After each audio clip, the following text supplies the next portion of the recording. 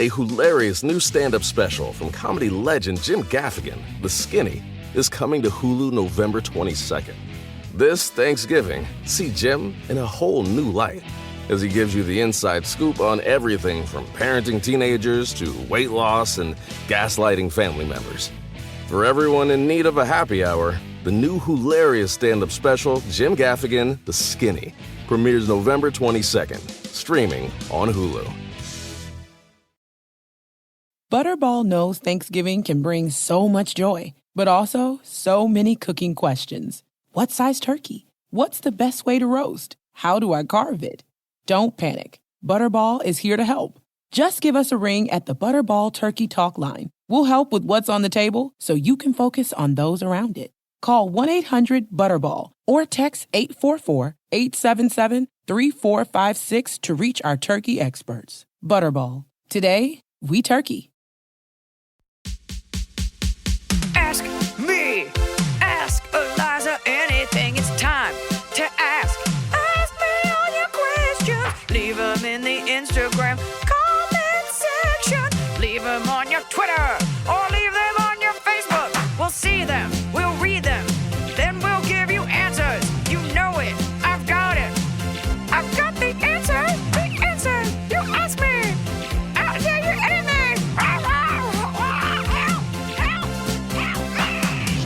Today's episode is a bit of a housekeeping episode.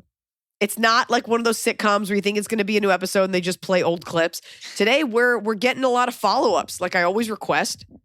So, a little bit of an odds and ends episode, a little bit of a housekeeping episode, kicking it off with some follow-ups and then some juicy brand new ones.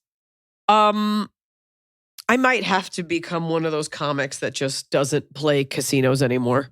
Why? Because, and maybe it's a pregnancy thing, it might be that, but I've played 2 casinos in the last few weeks and I have gotten like stop your life sick both times. And I'm like, maybe it's allergies. It's like in the high desert in the winter. Maybe it's just being pregnant. It's like, maybe it's shitty circulation and cigarette smoke in your lungs and it inflames everything. I had a show in San Jose and I came from a casino. I had to spend the whole day in bed with just my nose running, but also unable to breathe.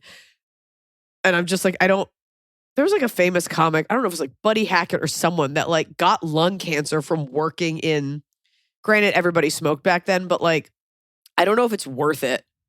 Or maybe I just have to stay off property. But like, even with good ventilation, like I'm so sensitive to cigarette smoke. I thought of casinos as having better air somehow because they have more filters because they want to keep you in there. I think being pregnant, you're just like, if someone has a cigarette in like Canada, you're just like, I smell it. But yeah. I just unable to breathe, having to breathe through my mouth, nose dripping, and then what happens is your head gets mad and it's like, you know what? We're done tasting, which is like the only fun part of being pregnant. And you still got to do the show. That's what coffee's for. But that's why my doctor was like, you sound congested. I was like, oh, I sound like this all the time. And for some reason, I have a podcast. Look, they don't love what you're doing right now, which is eating. But I wonder, eating? Okay, one bite. Because I can finally taste again. All right, hold on. Yeah, I also wonder, if you can't taste, do you still get the same chemical pleasure out of eating foods you know you like? Like, does your body chemically know that that's sugar, that's salt? I'd be curious because I guess textures you still enjoy. You're like, ooh, crunchy, ooh, mashed potatoes. But yeah, I don't know if it knows it's like if sugar. a tree falls in a forest. It has to chemically be receiving it. You just, like, even if you can't taste the caffeine, your body will still feel it. So these are questions literally no one in science can answer. And I'm an iconoclast for bringing them up. My parents have a friend who can't taste. I'll ask and I'll report back. Yeah. I mean, you're kind of in that category. I can't smell very well. Yeah, but that's different. It's because you only smell your house. You've gone nose blind to the world. More and more, we have fans that are coming to shows, and in the meet and greet, they're like, I'm the one who wrote in and said this. So please always send us follow-ups. And maybe there's a way they can label them, Emily, with like follow-up with like asterisks or something that like caps that get your attention. I'm looking at one right now. Because Let's start it then. Who am I to stand in the way of the thing I asked for? Big update in all caps with asterisks. Maternity photos gift turned financial obligation. Yes. Wait, Yes. you want to recap it? Red hot update. Yes. Okay. So this nice woman reached out. Her friend, her very wealthy friend, had bought her a maternity shoot. And then when she's like, okay, so can I get the photos? The person's like, oh, having the photos, it has to be printed and it's $1,000 more. And it was like, what? Excuse me, I have to pay $1,000 more to use my own gift? Like, that's wild. So very interesting update.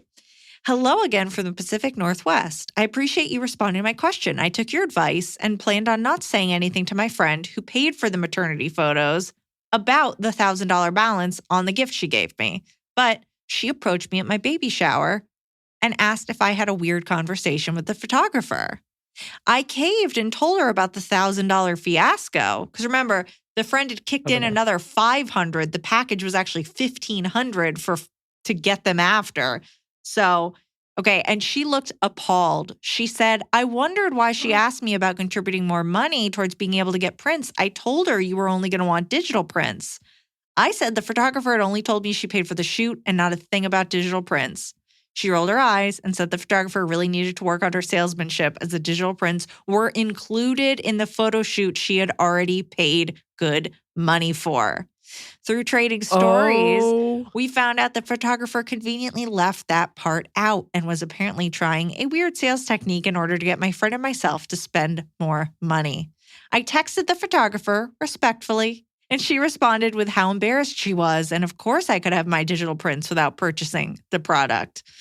All is well with my friend and I, but the next time something along these lines happens, I plan on using your line of, you have so much more money than me with her. Knowing her, I'm positive she would laugh and then change the subject. Looking forward to seeing you in Seattle next weekend. Bring your rich friend. That's interesting because I think a lot of times we deal with like genuine like chemical imbalance or malintent. And I'm glad you were going to say nothing because your friend wasn't like, I'm just going to pay for this, fucking get over it. Like, and we never vilified the friend.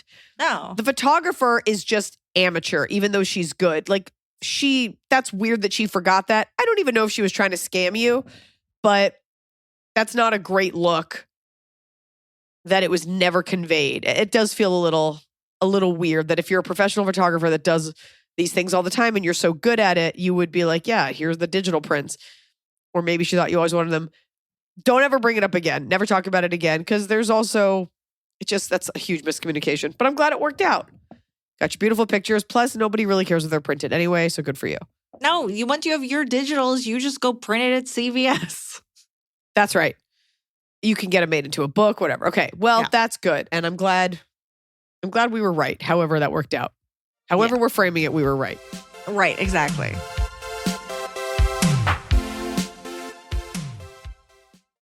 Fall has fallen, winter is on its way, the days are shorter. But just because, they feel shorter.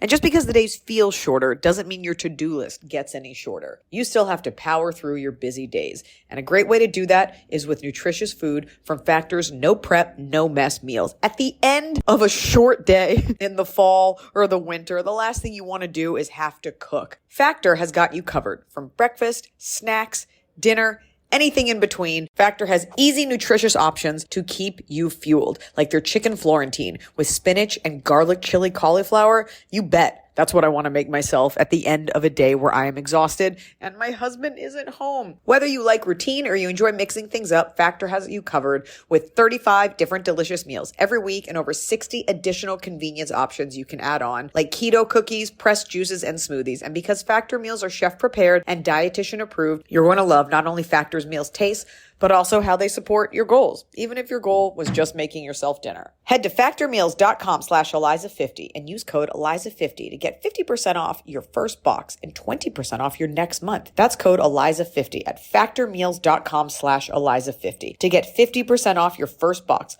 plus 20% off your next month while your subscription is active. The holidays are here. And for a lot of us, the holidays mean decorating, hosting, celebrating. For me, it means a lot of traveling. And nothing feels better year-round, but especially during the cozy holidays, than a restful night's sleep in soft, luxurious sheets. Boll & Branch's signature sheets are made with the finest 100% organic cotton, and they get softer with every single wash. You already know that I got Boll & Branch this summer when I needed breathable sheets to sleep in, but this holiday season, I'm actually gifting some of my friends and family Boll & Branch's Ultimate Softness Bundle. I get to choose a signature hem sheet set in any color, a signature hem pillow set, and a waffle bed blanket. And they're all getting juniper because I think it's a classy color. This way you know you have something nice to sleep on when you visit. It's the perfect gift for you and them.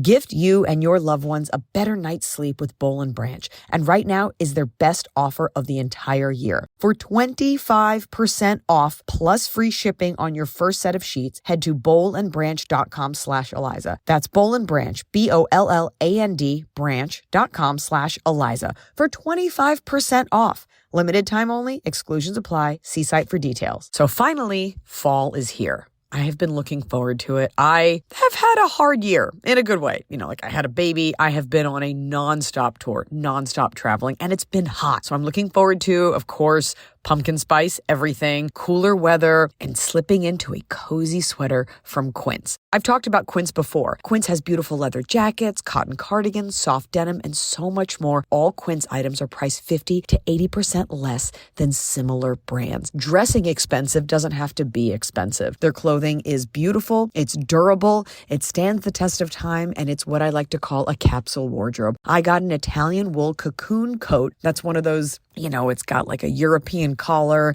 and it covers my butt so I can walk around New York City and not be chilly. And Quince only works with factories that use safe, ethical, and responsible manufacturing practices. Get cozy in Quince's high-quality wardrobe essentials. Go to quince.com/Iliza for free shipping on your order and 365-day returns. That's QUINCE.com/Iliza to get free shipping and 365-day returns. Quince.com/Iliza.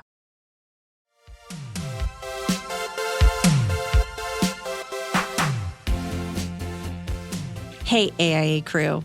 I'd like to hear Eliza and Emily's take on a letter my sister and I recently received from my mom. And they have scanned in, well, they took a picture of a full-on letter. But first, the context. I'm a 34-year-old single gay guy, and my sister is 37 and married to an incredible woman. When my parents found out I was gay, my dad let me know I wouldn't be inheriting the family farm I grew up working on. Based on this letter... every gay guy's dream. Based on this letter, I doubt my mom knows he said that. So we're going to get in the letter in a second. I went no contact with him a few months later, beginning of 2019, and only spoke to my mom occasionally. My parents led my sister to believe they were preying on making a decision to attend her wedding, which was in 2022, up until the wedding started. Their seats were empty during the ceremony. I haven't responded to the letter or the text because the line in it about disagreeing with different lifestyles makes me want to end the conversation. I don't know what to say or if I should say anything at all. Please help. Thanks for being the highlight of my Wednesday and metaphorically shaking sense into people. I've shared your problem with my coworkers, and now they're hooked like me. Okay, so now the letter. There you go. This is from Mom. Oh, okay. All right? I really wish we could somehow come to a resolution to the mess in our family. I understand y'all are upset that we didn't attend the wedding. I also understand that you don't have the same beliefs that I do. The Bible is very important to me. I've grown up in my faith as the years have passed. More than anything, I want is for y'all to be right with God, no matter how you feel about me. I've told y'all that I want you to be happy and that I love you. I don't understand why I have to agree with your lifestyle. It doesn't change how much I love you. And then name the sister. In the last text you said that I've taken a small piece of your life and made it a reason not to love you. That's not true. If you remember, when all of this came to our attention, I told you that we can agree to disagree about your lifestyle being right or wrong. I also told you that I know there are many things you don't agree with my lifestyle. I don't expect for there to be sunshine and Nobody cares about your boring Cracker Barrel lifestyle. Well, exactly. Okay. I don't agree with you keeping an automatic firearm by your bed, Mom, but I guess you do you. I don't expect for there to be sunshine and rainbows immediately, but maybe we can start with a text here and there without anger or accusations or a phone call once in a while. If after reading this you don't want to go forward, I'll hate it, but understand. You also made comments about how many times you've cried. Let me tell you that you are not alone. Many, many tears have come down and many prayers have gone up for our family. I don't know if you'll ever forgive me for not attending the wedding. I just hope one day you'll understand my beliefs. I also hope y'all can remember who I really am and not listen to others that don't know me. And then, sister, you said not to contact you unless I have a change of heart. I hope you don't mean my beliefs. The Bible is very important to me. And then to the question asker, I'm assuming that since you didn't respond to my text, you don't want the farm. I understand. It's a lot of hard work. Your daddy is getting older and is having a hard time occasionally. It's just gotten to a time in our lives that we have to make some decisions, no matter how hard it is. Y'all let me know where you stand. I love you both. so the text she had sent about the farm was, I guess I really need to know where you see your future. Do you think you will ever want a farm? We've had a few things happen that makes us realize we need to make some final decisions. Nothing major, just eye-opening. Just like I told your sister, even though I don't agree with different lifestyles, doesn't change the fact that I love you and want the best for you. I guess you know she doesn't want anything to do with us and I shouldn't contact her anymore. I'm hoping you don't feel the same way. so going back to our question asker. The changes recently are finding your dad coming out of the closet. So that's been really hard for me. Well, so Look, first of all, do you want a farm? Do you want a farm? Seems like he used to work on the farm, so he might. But dad was like, no, you're not getting the farm. And now mom's like, we're getting old. First of all, this needs an in-person conversation. I don't know if that's possible. And that conversation needs to be like, Dad, I was born gay. You don't have to agree with it. I will never change who I am, and I could never. If you want the farm, to the guy that wrote this in, you need to say, we would love to take care of this farm. I know you guys love us. We love you. But that's your dad's decision. Like, there's nothing for you to say or mitigate or anything. So it sounds like you do want the farm, because otherwise he's like, you can't have this old sheep turd farm. And you're like, oh no, punish me. I guess it comes down to, it's so tough because I don't have anything like this in my life. And I actually cannot imagine how, actually I can, because I'm watching online as people are just like super anti-Semitic and talk about how Hamas isn't a bad thing. And you're like, have you lost your mind? But I am sure that's incredibly soul-sucking to be gay and have your parents be like, well, we don't buy it. Like, just at the core of what you are, to have the people that are supposed to love you the most, that's got to just be so hurtful. Is it worth fighting Bible with Bible? Like, isn't Jesus all about like loving unconditionally? Like, I just feel like people who wield the Bible like that kind of like leave out all the parts in it that might be like loving and accepting. Is it worth beating her at her own game because she might be that kind of simple-minded? It sounds like she's like, look, can we agree to disagree? But I love you anyway, and I'm going to continue to use words like choices when it comes to be gay, but I do need you to take the farm. It sounds like they need you to take, they want you to take it. And she's like, can we just get to a good place? So it's all about, are you going to be okay knowing that they do think you're going to hell and don't agree with you, but do love you and pray for you? And now you have the farm, which you will turn into a bed and breakfast. I was going to say a gay resort, but that's the same thing as a bed and breakfast. So it's all about, what can you sleep with? It's tough to have this mom like, I love you, but I hope you don't want me to think you're not going to hell, because you are, and you're not changing my thoughts on that. It's just, that's so hard to look someone in the face who's like, yeah, what you're doing is bad and wrong, and you're bad and wrong. It's just awful. Do you have the energy to like educate her? You probably don't have the time and energy to be like, here's the science behind it. Here are like resources, because you hear all the time about parents that were like super conservative and then they come around to it. You would think when both your kids are gay, that's when you come around to it. I think you'd realize it's your fault. Exactly. Two straight people made all these gay kids. It sounds like a sit around the table, come to Jesus, and you have to come from the perspective of like a person of science and intelligence. We love our parents and everything that you've given us, but do you want us to take this farm? Are you okay with having a relationship with her if she still believes all this? It doesn't sound like you are. I don't know. I can't answer that for you, but it does sound like mom is like, oh, to the husband, like, come off it. They need to take this Huckleberry Farm, which is a sitcom. Two gay siblings inheriting a farm.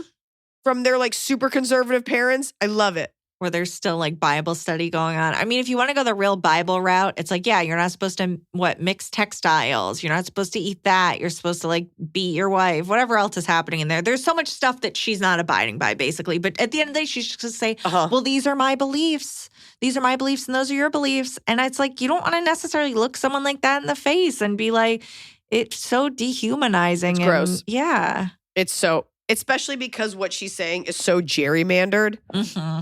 Like people could, I mean, you also have to care about what the New Testament says in the first place. And for some reason, conservative Christians are like, and conservative Muslims and conservative Jews, everyone's like, this is the word. And you're like, not to me. So I don't care what the Bible says because it's just a book that doesn't apply to me. That's tough. She's steeping it in something so meaningful to her, but not as meaningful to you, and picking and choosing. So right. You can either go toe to toe. Question is, do you want that farm? Let us know. There's just those arguments. I had an argument with my mom yesterday because she was like, oh, I hate Emily Blunt. And I was like, how could you? You're wrong. And I'm trying to argue with her, but we just have different perspectives and I couldn't get through to her. She had no real reason and all my logic didn't work. So, sometimes no one hates Emily Blunt. I Everyone know, likes her. Exactly. That's what I said. I know. I was really upset about it. I was like, how could you have that incorrect belief? We just had to stop talking about it because I was getting genuinely angry. It's a British thing. That's weird. That's weird when someone is just so wrong and you're like, this is Steve something else. Yeah. Like, what is mom's problem? I mean, probably part of mom's problem is okay, dad. We got to move on. This is not an outpost of your podcast. I'm talking about talk about strong female. No, I'm talking about this mom's problem. It's like she's under dad's thumb. Dad is like real intense, but it's just so gross to be like, we're praying on it. We're praying on it. Whoops, we didn't show up. That's shitty. You know what? Fuck your parents. That's shitty. You didn't come to my wedding, but you want me to make sure there's no debt on that farm, by the way, because they don't sound too bright. I just did a real 180. I'm sorry. That's actually unforgivable. And you know what you're not interested in? Or maybe you are on the deathbed, the dad being like, I guess it's okay. What you don't want is I love you anyway. You just want I love you. And you need to ask your mom, sorry, I just got a fire into me. Yeah. What love means to her. Because the love of your child is actually the only unconditional love. Unless your kid like shoots up a school, then you probably don't love them. But that should be not even your wife or your husband has unconditional love for you. So ask her, what is love? What is the love the Bible teaches? And what would Jesus do? Because I'm pretty sure Jesus would have attended his own gay son's wedding. Well, the daughter's wedding, because here's went to the Last Supper. That's the gayest thing. Talk about a banquet. It's all dudes and one named Mary. One lady. The gayest. If you're looking at agree to disagree, okay, she's like, we're not going to agree. We're going to have different beliefs. You couldn't sit there in the row at the wedding and disagree. Like, that to me speaks to what? Are you disgusted by it? Are you like, there's something there that's like, they are. That's horrible. They are. Ugh. I agree. Next question. All right. Yelling at me. So mad at you for these parents. Iliza, I've seen you twice. You know what? Being gay isn't your fault, but your parents are. That's something you can't control. Iliza, I've seen you twice now, once pre-COVID and recently at the Met in Philly. I finally got to meet you too. Your new set is amazing. I got nervous and said Mike condoms to you as I was walking away. Yes, I remember. Emily, you are Changed my life. stinking hilarious. Love you on the pod. Love watching all your IG stories. The new kitties seem like feisty little babes. I have 3 of my own. Okay, so we've established them as a cat owner. I think that's important context. I am a 32-year-old female and my wife is 28 female. We've been married for a year and a half. We live in New Jersey. My sister-in-law is 27 female and her husband is 29 male, and they have a son that is 2. They live in Pennsylvania. Why is every one of our questions like a math problem where trains are coming at each other? I feel like I have to remember you know what? all of because this. We'll see at the end of it if it informs it, but let's see. My wife used to date guys, but obviously is now married to a woman, aka me. Her family is weirdly religious-ish. They generally accept our relationship, but not necessarily respect it. My sister-in-law has caused major issues. starting with our entire engagement and marriage experience. When I told her I was going to propose, I scheduled a phone call because God forbid I make a random phone call to this person, and I wanted to simply invite her and her husband to our engagement party. She then spoke to me for 40 minutes on how horrible her own sister is, and she was shocked on anyone wanting to marry her. She also told me my wife was obsessed with her ex still. None of these things are true. On to some more horrible things. Exhibit A. We had a small bridal party. I had 2 people. My wife had 3. My sister-in-law told my wife's stepbrother, both in our bridal party, to not attend our bachelorette party. My sister-in-law told my wife's stepbrother to not attend our bachelorette party. Why was the stepbrother going to a bachelorette party? Okay, but my sister-in-law so the wife's sister told the wife's stepbrother, maybe the sister's a half or a step. Okay. I don't know. Told an invited guest not to attend the party. No one on either side of our bridal party was planning anything for us, so I decided to book a short 2-day trip to the Hamptons. No flights needed. I booked the Airbnb and had a loose itinerary. A week before, everyone pretty much couldn't make it, so I had to scramble to cancel everything. It only would have cost everyone $120 per person. Money and travel was the excuse. Meanwhile, since then, my sister-in-law has traveled to Colorado, South Carolina, and other destinations that include a flight for other girls' batch parties and weddings. Exhibit P. Our bridal shower, my sister-in-law didn't want to plan or pay for anything. She told my wife and I to plan our own party, book our own venue, buy our own decorations, and send out our own invitations. So my mom stepped in. My sister-in-law then overstepped her, called the venue asking questions, and made herself the main contact. So I texted her and said, hi. Apparently, cake was going to be included with my mom's original quote on the cost of the party. I believe outside dessert would cost a plating fee per person. Not sure. It's kind of shocking you put yourself as a point person for the venue to contact when that person should be my mom, since she signed the contract and is paying. I understand you want to be involved. But maybe this is for the wedding? This is or for a party? The for the bridal wedding? shower. Okay, bridal sorry. shower. Go ahead. I understand you want to be involved, but maybe just coordinate with my mom going forward. She's more than happy to answer emails, calls, texts. My sister-in-law immediately told their dad, who then called me up screaming at me, saying, who do I think I am talking to his daughter that way? It was not a good night and caused issues. Exhibit C, the wedding. Okay, we're at the wedding now. My sister-in-law decided not to stay at our designated hotel and stay at a ghetto Airbnb in the sketchy party section of the Jersey Shore with her baby and husband. We didn't have kids at our wedding, but of course, her child had to attend or she wouldn't come. Her matron of honor, LOL, speech at our wedding was full of disses towards me, including one I can't shake because of how dumb it was. We all know my now sister-in-law does stand-up comedy, but I think she should sit down. You should, yeah.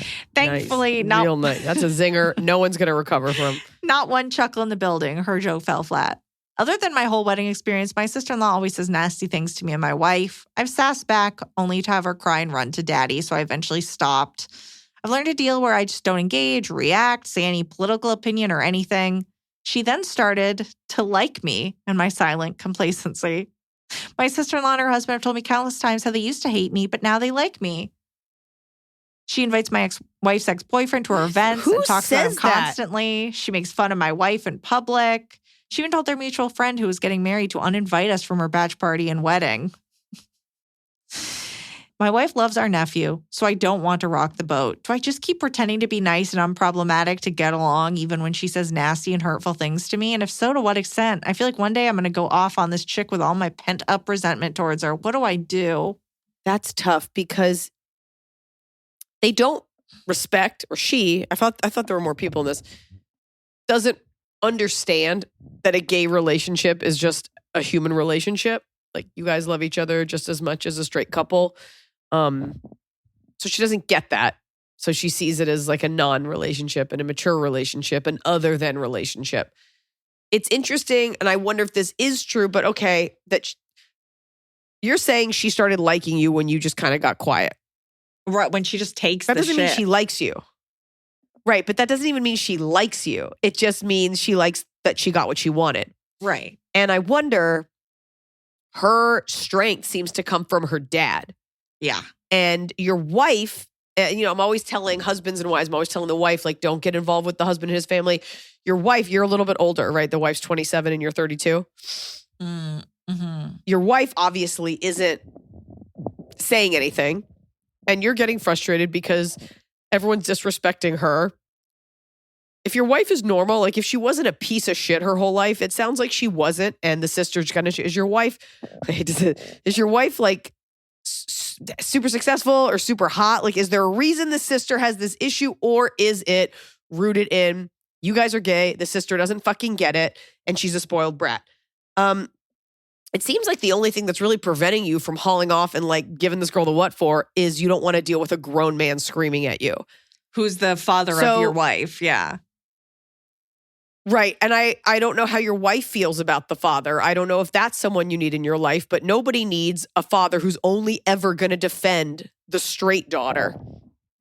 And the first thing, if you ever want to bring it up to her, be like, let's see if we can have an argument without you running off to your muscle.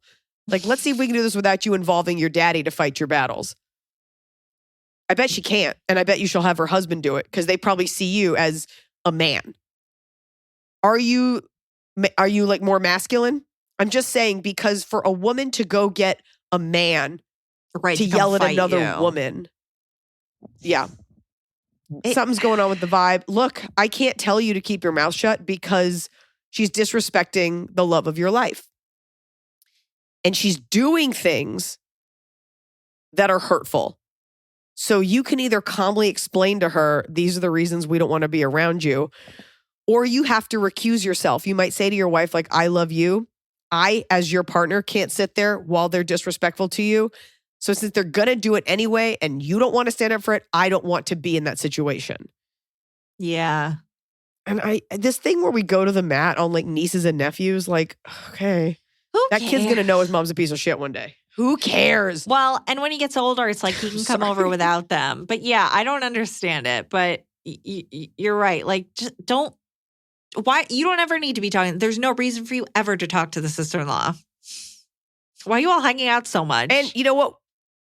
It's also shitty because like the dad, I mean, I have one time in my life where someone who was a little bit younger, but like a father figure, not father figure to me.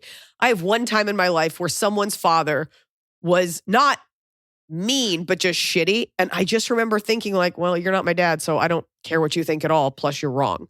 Right. And it was like a humbling moment for that person. And this guy, I mean, if he screamed at you, it sounds like, I have a feeling you're, not that relationships have to have this, but why do I feel like you're a little bit more masculine than the wife? And they're seeing that as a threat. There's something there, and that's fucked up. If you can get your wife, I mean, this isn't up to you, but like your wife needs her self-esteem up so she doesn't put up with this. Your wife's also got to grow up. Yeah. 27 is not young, it's not old, but like she's got to step in because you're going to become, it's similar advice, like you will become the villain. So either completely recuse yourself, very quietly say to the sister, like, you make my wife feel like shit and you're disrespectful to me. So you can give her that reason. You don't have to be rude about it. And you can carry yourself from a higher light. And if she gets mad, you're like, so now you're mad at me because you were mean to me? Yeah. You had us uninvited from this. You didn't show up at our wedding. You didn't do this. You didn't do this. I don't think you like being around us.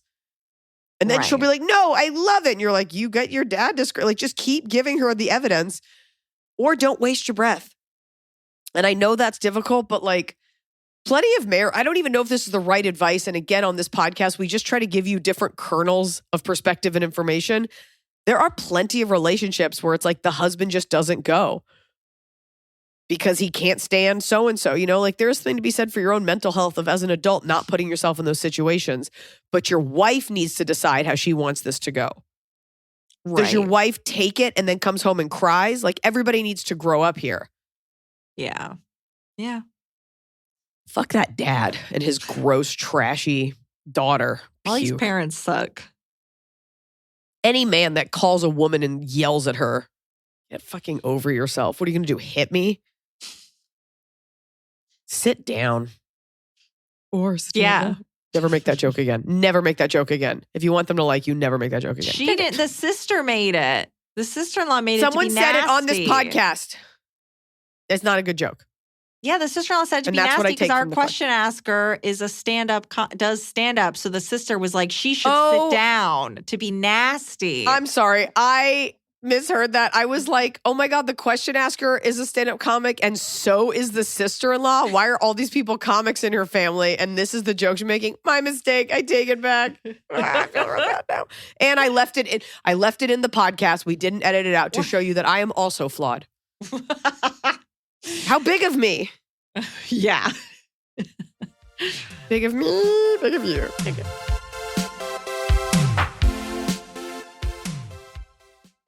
A hilarious new stand-up special from comedy legend Jim Gaffigan, The Skinny, is coming to Hulu November 22nd.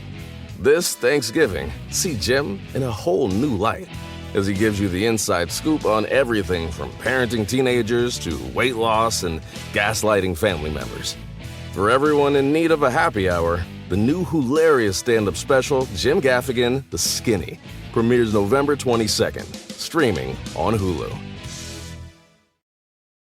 This Thanksgiving, Butterball wants you to really connect. Let's get back to sharing traditions together around the table. Let's talk like we used to. We'll help with the turkey so you can enjoy every moment.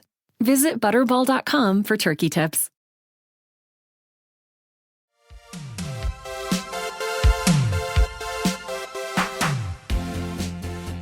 Hi, Liza, Emily, Chanfu, and everyone. OMG, okay. So I wrote in a month or two ago about being in my friend's wedding with a girl that on The Bachelorette went missing after a concert. That's who it was. That's who came to the show. No, Okay. that's a different one. Sorry. Oh, no. Now I remember. The girl who came to the show was the one who was on, let me tell you, trying to do a podcast, was the one who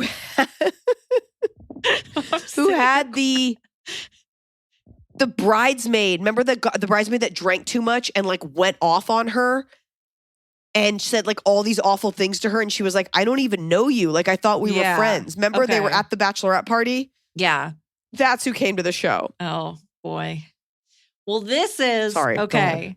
Bachelorette went missing and then shit on my life for over an hour while I wrote down what she said in my notes under the blankets across the room. Remember, This is they the were on one. like, is this? This is the same person.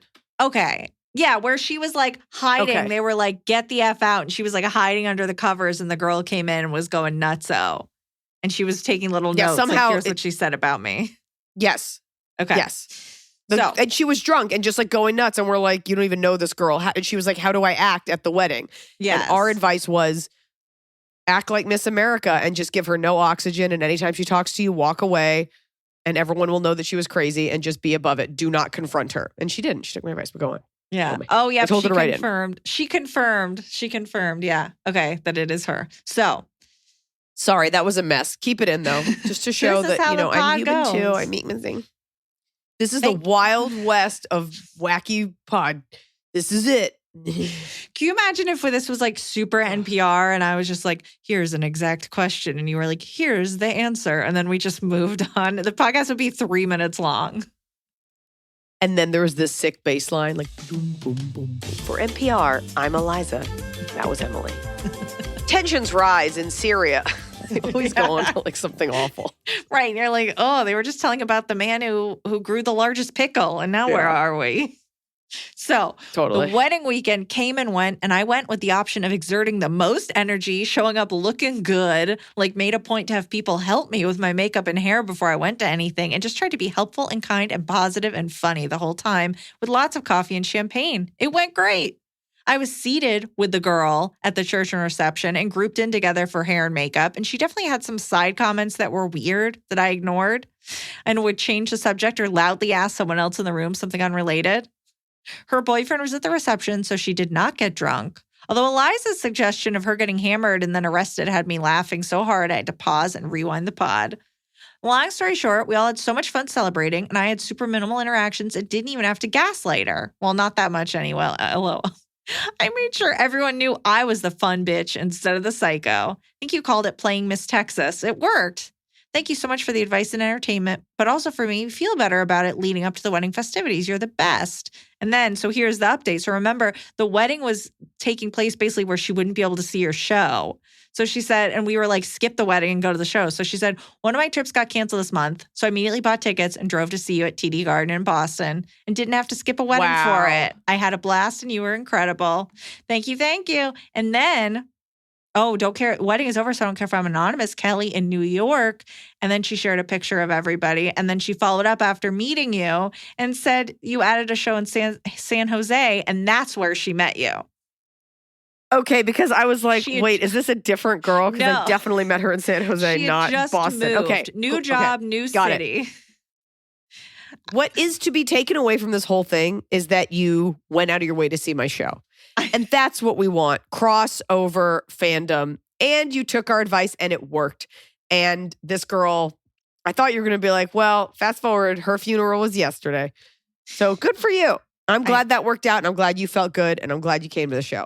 This is the crazy person and this is her. Out of all these women, that is the last one I would have picked to be the crazy one, to be honest. Yeah, the one in the coral dress looks like she would be the crazy one. Sorry, I said it. Next question. We have another follow-up with just advice. Gym compliments. Tips. Remember someone asked how they could compliment other people at the gym? Other women specifically, without being a weirdo.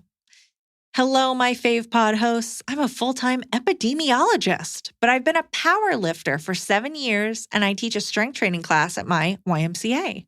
I totally know where the girl asked about how to give gym compliments without being weird is coming from, and I have some tips after years of success and failures. LOL. I think that's key here, is that you are going to hit some weirdos. Easiest is don't touch them.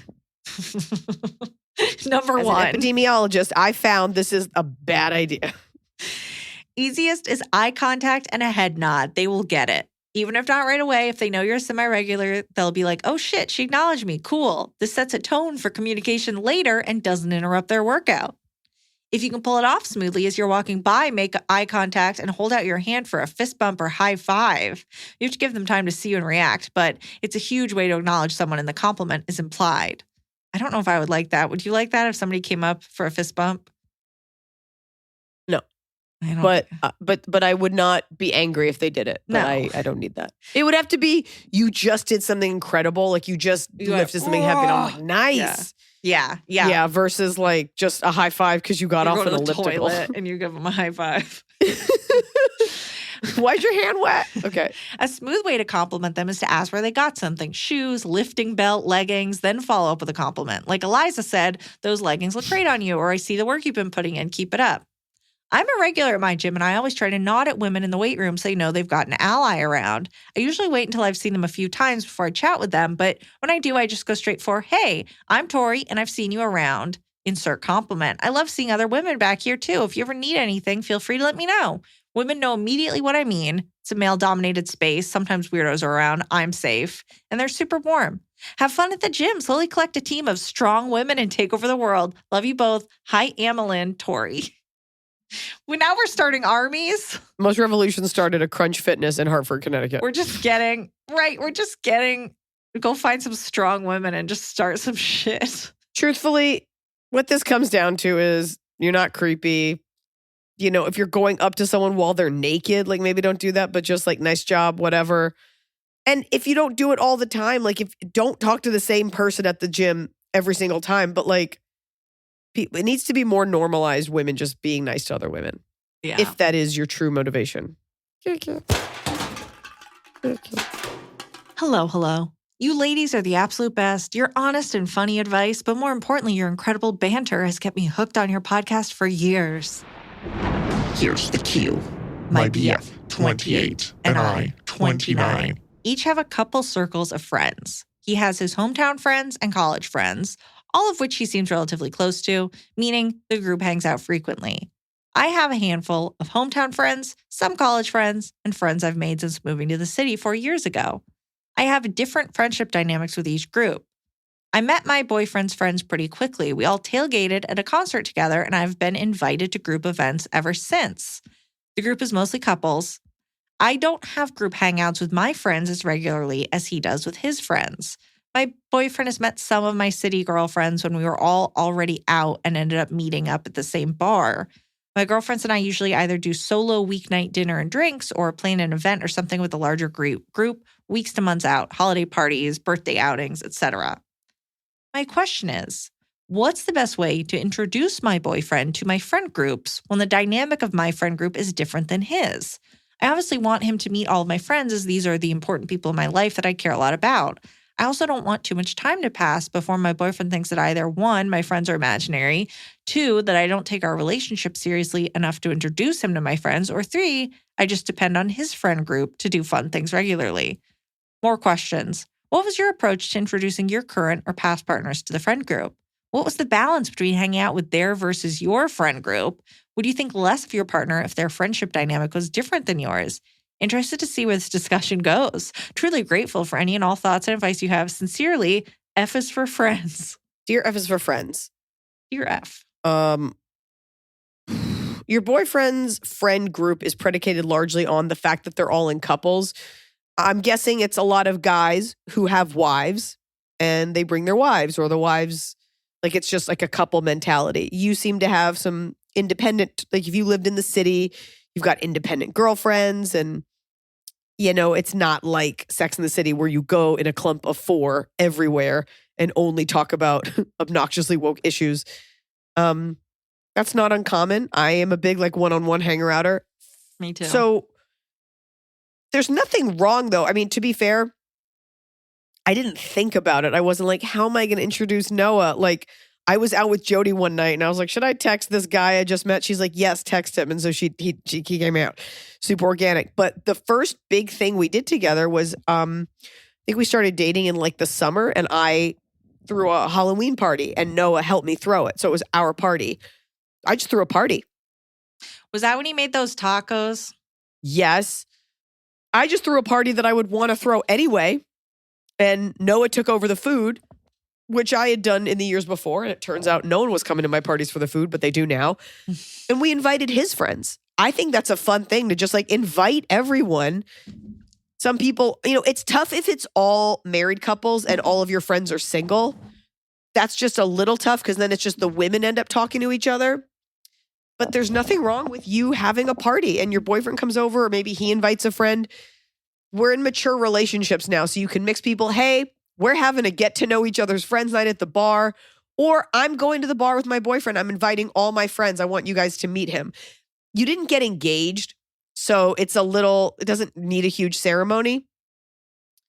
I also, for what it's worth, like Noah's friends are great, but they're very nice to me, but like I don't feel a need. And even though I'm always invited to be like, can I come sit around the campfire and drink whiskey and talk about the long goodbye with you guys? Like I'm very cool with him, like having his things with his friends. And he comes in the kitchen, he says hi to my friends. He has certain friends he connects with more than others, but real relationships, you don't have a need to like be BFF with each other's friends. And so, yeah, just have a little get together. Have him invite some of his friends, have it at a bar, like just, or just do it in chunks, but it's not so serious that it's like inviting 2 people to lunch at a time. Like, it's just not that important. Have other things there so they can chat with him for a minute and be like, he seems cool, and then they can do something else. Right. I mean, it's equally hard to figure out like when you're hanging with these friends, like when are their boyfriends invited? Because when their boyfriends are invited, he can be invited. Like, but sometimes you want to hang out just you guys. And so it's also tough because I don't ever want to meet someone's significant other unless they're significant. Like I would throw parties and it was always like, can I bring this girl? I'm like, no, I don't need some like crazy girl at my house who knows me and I don't know her. Is this your boyfriend of 6 months? Great. Would love to meet him. So I have no patience for like new relationships. That being said, whenever I dated someone, I never thought twice if we were going out drinking about inviting my friends. Yeah. Like I never thought something was so precious that I'm like, you can't meet them yet. Like who fucking cares? What friend is going to be like, well, we met 2 other boyfriends and you're out. You met your quota. Right. Like just go out, have some drinks, invite your friends, make it a thing. Like it's not that precious. Yeah. Yeah, it'll be fine. Unless he sucks. It'll be fine. And then you already know that. Ooh, there's always that. That's rough. Okay. Hi, Eliza and Emily. For the past 3 to 4 years, I've been listening and chewing on your words over and over. I'm finally going to stand my ground. I'm 26 years old. I've been just putting up with others' bad behavior and lack of respect since I've been on my own at 19. I'm the youngest in the house I live in with my deadbeat boyfriend and my roommate. We are all adults, and yet I take care of most things like cleaning and buying commonly used things like toilet paper and cleaning supplies. Well, I'm not buying the toilet paper anymore, so if they don't have anything to wipe their lazy butts with, then oh well. So basically what my current plan is, I want to move out on my own. It's always been a goal of mine, and I could really use the space from others. Since this process is going to break hearts either way, I was wondering how I should go about it. For context, my boyfriend is a recovering alcoholic and can't save money or take responsibility and doesn't even try to take me on dates or do special things, but I'm with him until I move out because rent is cheaper. And once I leave, he can maybe prove it or not if he wants to be with me. My roommate is sensitive and also one of my friends. It's hard to be serious with her, but she basically has moved her new boyfriend in, and he doesn't pay rent, and she's been lost to the honeymoon phase. So my question is, am I doing the right thing by just leaving them to fend for themselves? I feel like I am, but it's nice to hear it. Do I tell them I have intentions of leaving once I have the loan and the okay from the landlord to move out? Or do I wait till I have the loan and the okay from the landlord to drop the ball? Basically, the question is it better to ask permission than forgiveness? Because if I tell them before, it's going to be an awkward situation, but would it be the right thing to do? Any advice helps. Thank you for your years of wisdom and honesty. At 26, you very much need to get your life started, and good for you for knowing he's a loser, knowing your friend is taking advantage, and waking up and not wanting to be a doormat. It's hard. It's easy for me to be like, fuck him, but I can appreciate that there is some love there. You know, I just think about when it's a tricky question because financially they will, first of all, that other boyfriend needs to start paying rent. Your boyfriend not being able to do stuff like a boohoo, like you're a capable, able-bodied young man, like you're fine. And if not, then you need to seek treatment. But it cannot be on you, especially at that age, especially not being married, especially not having kids. I remember there was a program in college I wanted to do. I had 4 roommates because it's Boston.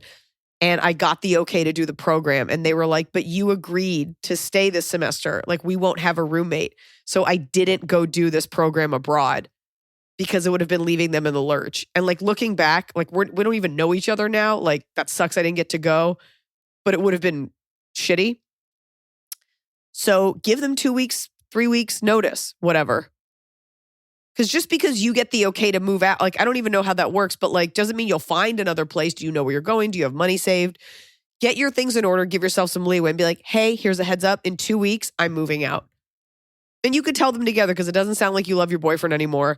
You could have separate conversations, and I would actually have it with the friend first because it sounds like that's the relationship you might care about more.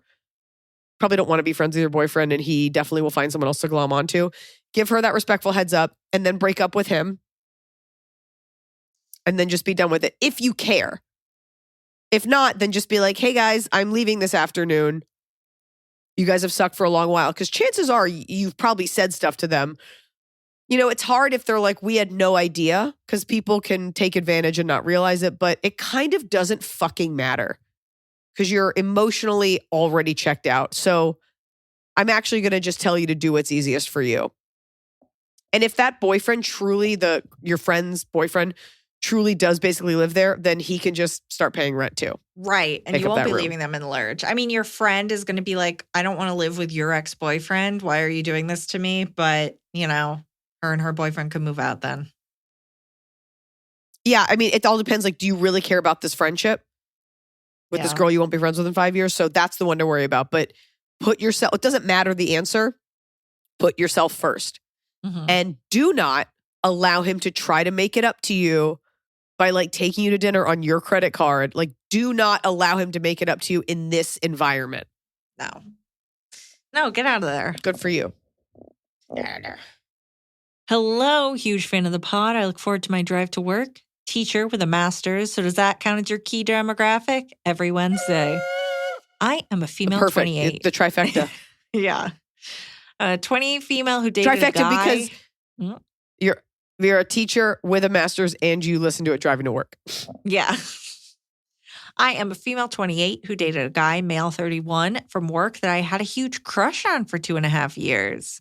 He was in a long-term relationship for 7 years and got out last January. We talked for a couple months, then dated from Memorial Day to Labor Day.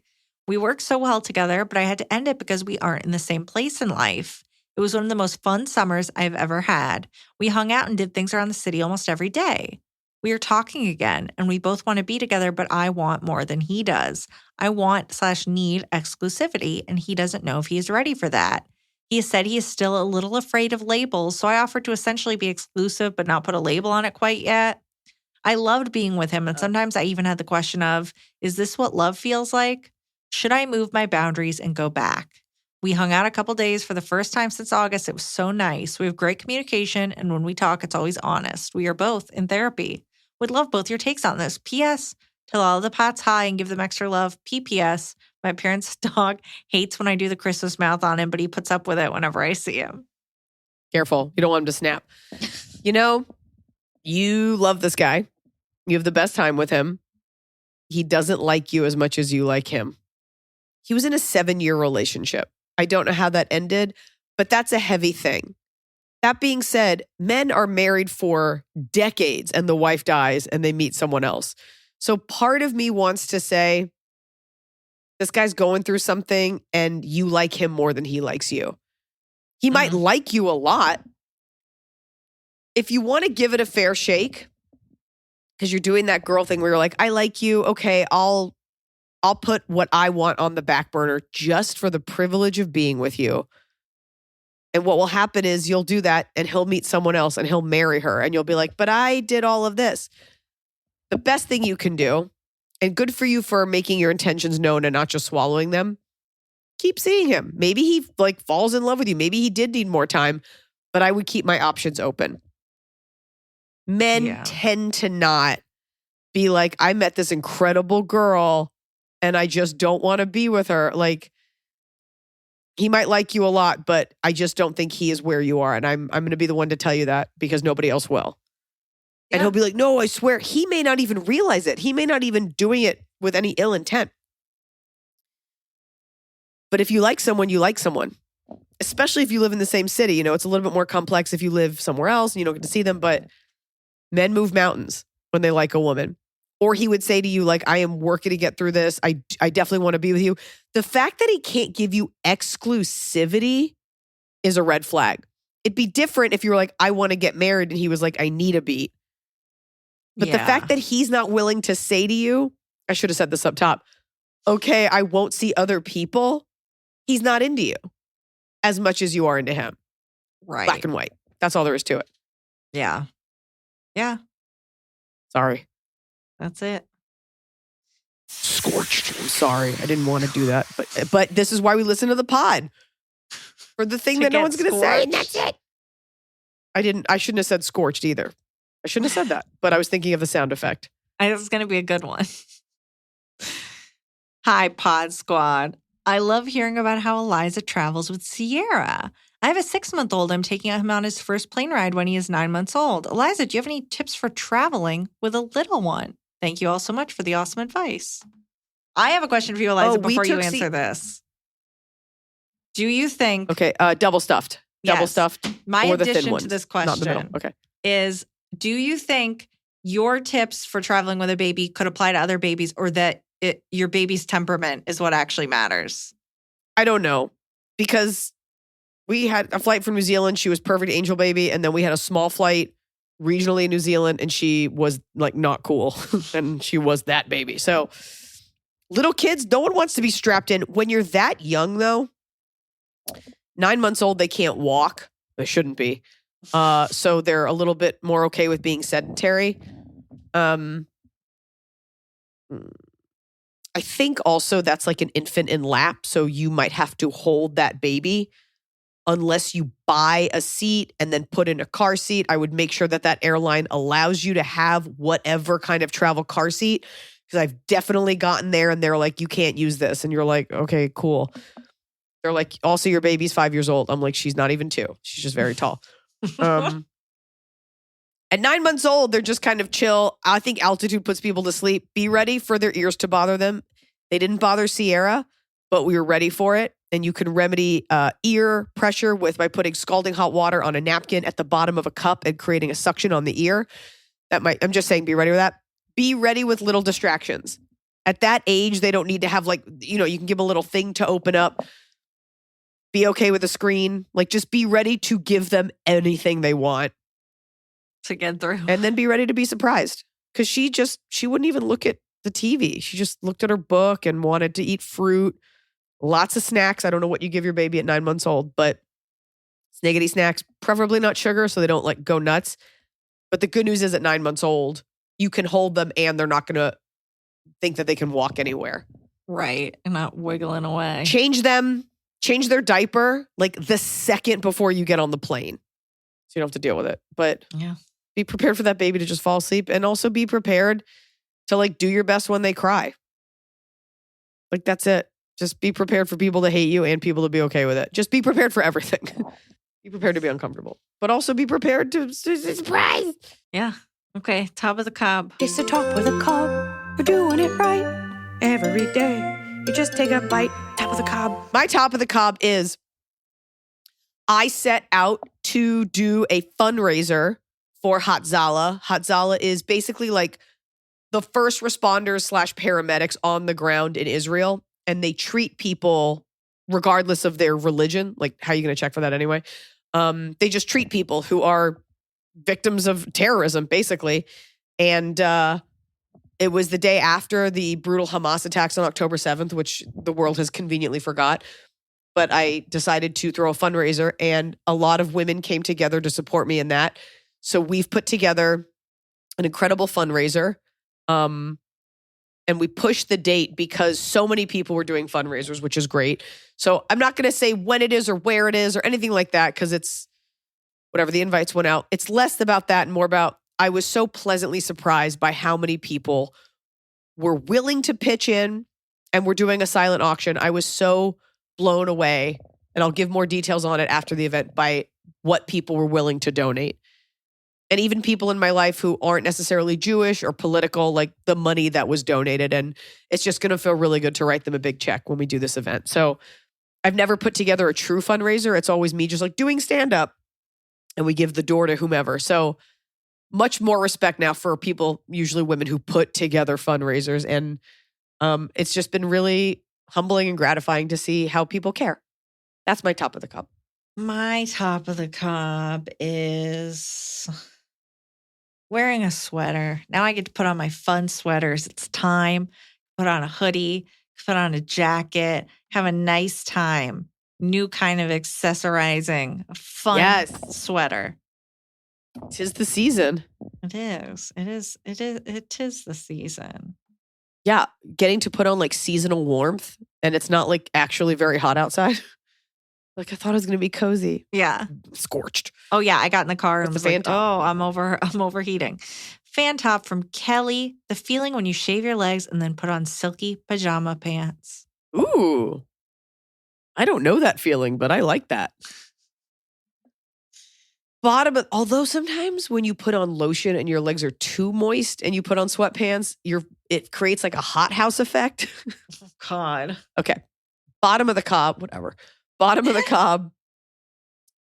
I feel like I've talked about this, but maybe not. A pet peeve of mine is people who explain what's going on their side of a phone call too much. Like if you and I jump on Zoom and I'm like, hold on a second. Sorry, my kid just walked in. They have this thing. Sorry. Oh, sorry. My dog's going crazy.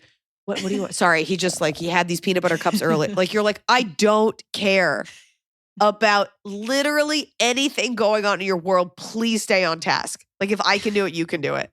Right. Sorry, Noah just walked in. He like burned his tongue on this like thing. Have you been to, did you see what Bed Bath & Beyond, when you did that? Because like, we all have distractions. Your kid came in, your animal like, no. Or make it there's funny. a lawnmower outside. Like I do. Sorry, no, there's this guy. You're like, I don't care. Please just send me the document.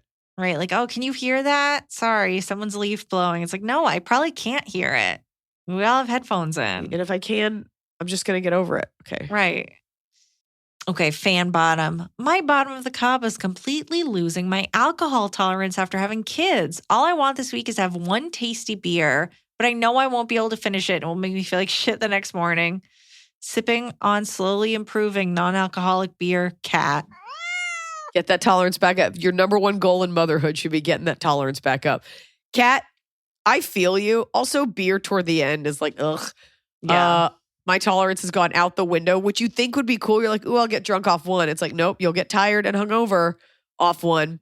Yeah. Which is why I don't subscribe to this like drunk motherhood culture. Like, fill up your thing with vodka and go to your kid's game. I'm like, who could function? I had half a beer at a party that I brought Sierra to, and she fell off a chair. Like, I cannot be out here having nuts. a drink and being around my child. No. Maybe it takes real practice. All right. My bottom of the cup is the cats were having a nice time. They were playing. They were living their lives. I went to the pantry. I opened it to get a little treat. There in the pantry was a dead gecko. And my devastation. Oh! I was so the one upset. That we knew? I don't think so. It was a different one. It wasn't the one I caught unless he grew up really fast and came back to be killed. But he was on his little back dead, and I felt so. I don't know. They kill a roach. I'm like, great. They killed a gecko. I'm devastated. Maybe they didn't kill it. Maybe it just like went in there to die. But it pretty much seemed like it was right in a spot to get away from them. And I feel so bad. But they're cats. Yeah. They're predators. Like, what can I do? But there's just something about a gecko that is more empathetic than a bug, where I'm like, no, how could they kill you? Just when he was going to give you a quote on your bundled auto insurance. I was just like, I swept. And then I called my dad because I was like, does a gecko go in the toilet or the trash or just the outside? And I just wound up tossing it into the front yard. Yeah, that's definitely let nature have a snack. Do you think it died in your pantry because it couldn't find anything nutritional? Do you think he was just like, oh, wildberry Pop-Tarts, I can't eat this? Yeah, I wish she'd save on home and auto. Exactly. Folks, we have added a show in Portland and Seattle. Two of my favorite places to play, so please get your tickets to that late show. And after those, it's Thanksgiving and it's off to Europe. So if you're listening to this from Europe, I'll be coming to you, and I don't want to hear like, I can't get a ticket to see you in my home country. It is. Those flights are cheap and easy. You can come to the whole tour on one plane route. Get you a Ryanair ticket, make it happen. See you in Europe, but we'll see you at Portland and Seattle. Very excited for those shows. Very excited to be doing this new hour. And I guess that's really it. Please keep writing your questions. Please keep coming to the shows and telling us that you wrote in your question. The theme of this show is standing up for yourself. I mean, that kind of always is, but I'm thinking specifically about the girl with the shitty. Well, but we got the lesbian couple. We got the lesbian farmer. We got the gay farmer whose parents are intolerant. We got the lesbian couple who the dad and the sister-in-law are shitty. And we got the girl living with her boyfriend who's a piece of shit. And we got the girl who has the guy that doesn't like her as much. He's like, please don't call me that.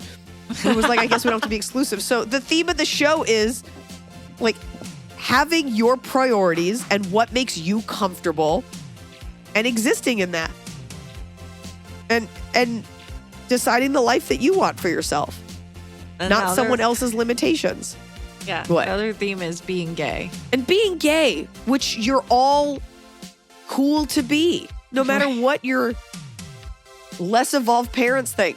I don't want to say like stand in your power because that's a very like, it feels like I'm borrowing it, but step into your power is like something I feel like Viola Davis would say. I just want to say when Sierra's like potty trained and I hold up her little underwear for her to step into it, and I would be like, step in. And then one day I was like, step into your power because I just thought it was funny and it went with it. And now she'll say, please step into power. When she wants to put her underwear on, please step into power. Her little underwear is the size of my hand. Okay. Piss Sierra, step into power.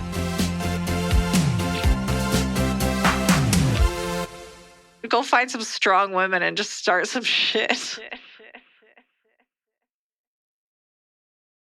Butterball knows Thanksgiving can bring so much joy, but also so many cooking questions. What size turkey? What's the best way to roast? How do I carve it?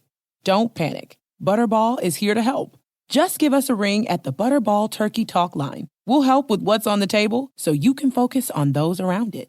Call 1-800-BUTTERBALL or text 844-877-3456 to reach our turkey experts. Butterball. Today, we turkey.